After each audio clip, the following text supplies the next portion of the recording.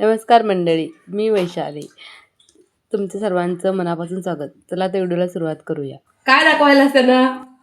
दिसत नाही, हात सर्व व्यवस्थित दाखव. तो दीपावलीपासून म्हणजे गणपतीपासून ना तो फटाके म्हणून दीपावली पण आम्ही घेऊन आलो त्याला. म्हणजे त्याला आम्ही छोटे असे लसूण बाम दिले होते, जास्त मोठे नाही. मग तो ना केव्हा पण ते घेतोय ना, ते मी लसूण चेचायचं असते ना ते घेतोय आणि फटाका म्हणून ना तो घेऊन हे करून दाखवतोय. काय करायला बाबा, ओट्यावर तसं करायचं नाही. काम तुला, तू खाली जाऊन गाड्या घेऊन तुझे खेळ की शोनू. मला काम करायला दे. जातोस तू जाणार काय पिल्लू? इकडे बघ, माझ्याकडे बघ. काम करलोय.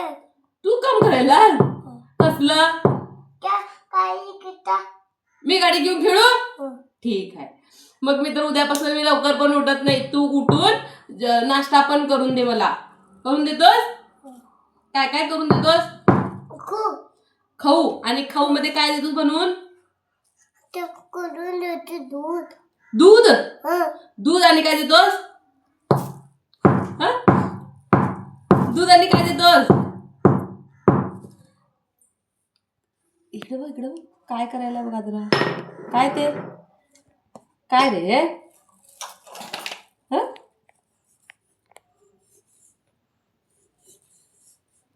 कशाला पाहिजे छोट्याशा बाळांना? काहीतरी इकडं बघा. अरे काय रे ती बाळा? काय ते? गुड. वा वा वा, छान आहे. कसं आहे? कसं लागतंय बघ हाताला. अरे अरे अरे अरे अरे, खराब होते रे ते. यू खराब होते ते शोनू. कसं? तसं नाही मारायचं शोना. कच काय पण सांगतोय. तू मला मदत करायला. मी तर सांगितलं ना तर रेसिपी मी करणार आहे म्हणून. म्हणजे गुड साईडला काढून ठेवलंय ना. मी आता ते कट करायला घेणार. ते काळं गुड आहे, काळं. त्याच्यासाठी त्याचा शिरा पण खूप छान होतो. मी केलेला एकदा. नेक्स्ट परत केव्हा केला तर ना. त्याच्यामध्ये मी कढई गरम करायला ठेवते आणि त्याच्यामध्ये गुड घालते आणि अर्धा कप पाणी घालते.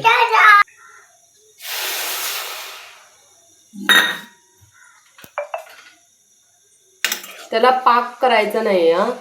फक्त त्या गुठळ्या हे होईपर्यंत म्हणजे फक्त ते गुळ आहे ना ते फक्त विरघळून घ्यायचं. पाक नाही करायचं.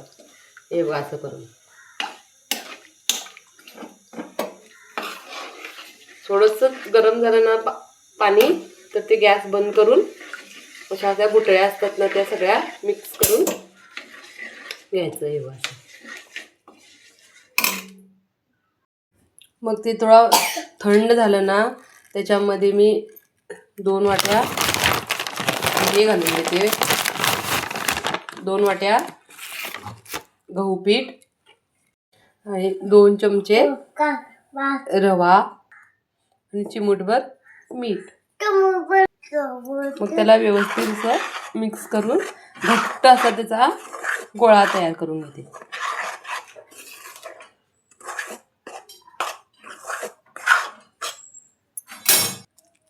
थोड्याशा तिळ्या पण घालते. देते तुला. नंतर त्याचा असा घट्ट गोळा तयार करून घेते.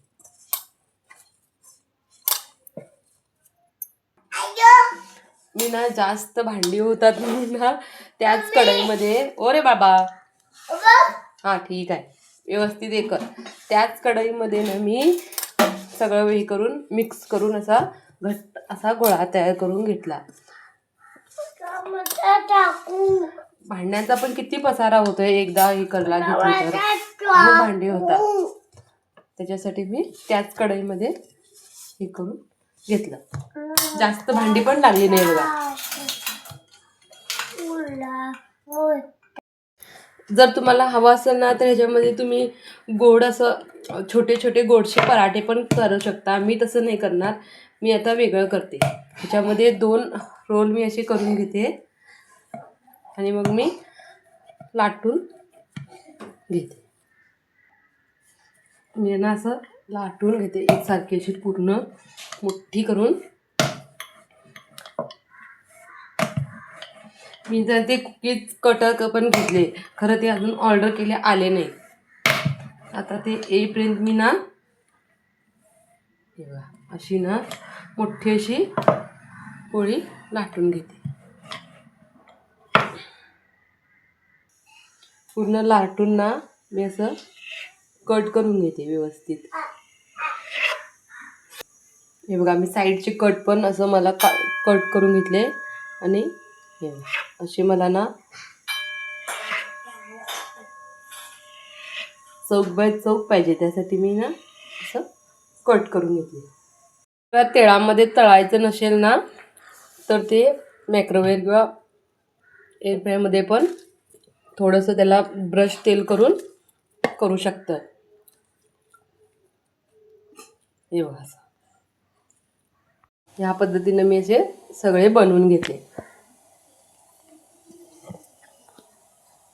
असं गरम करायला मी तेल ठेवलं आणि त्याच्यामध्ये असे मी सगळे एकदम मीडियम फ्लेम करून ना एकदम स्लो फ्लेम करून ना तळून घ्यायचं. इथं आर्यन माझ्या साईडलाच आहे म्हणून तो जो हॅपी बर्थडे म्हणायला मला, त्याचा आवाज तुम्हाला येत असणार. असे व्यवस्थित एकदम गोल्डन ब्राऊन असे ना कुरकुरीत तळून घ्यायचं ते. आणि असं लहान मुलांना काहीतरी वेगळं दिसलं ना ते आवडीनं खातात ती. बघा खूप पातळ लाटायचं ते, त्याच्यामुळे ना छान होते ते. आणि हे बघा काहीतरी असं वेगळं दिसलं ना ते ना त्याची मग आवडीनं खातात पण. हे बघा असे छोटे छोटे काहीतरी पदार्थ बनवून दिले ना त्यांना बरं असते खायला. नुसतं तो काहीतरी मागत असतोय खायला दे म्हणून त्याच्यासाठी मी ते बनवून ठेवलं त्याला. अरे तुम्ही पण ट्राय करून बघा आणि आवडल्यास मला लाईक करा, शेअर करा आणि सबस्क्राईब करायला विसरू नका. आणि भेटूया तर पुढच्या व्लॉगमध्ये किंवा काहीतरी नवीन रेसिपीमध्ये. तुम्हाला कुठे रेसिपी बघायची असेल तर तुम्ही कमेंट करून सांगा, मी ती रेसिपी बनवते.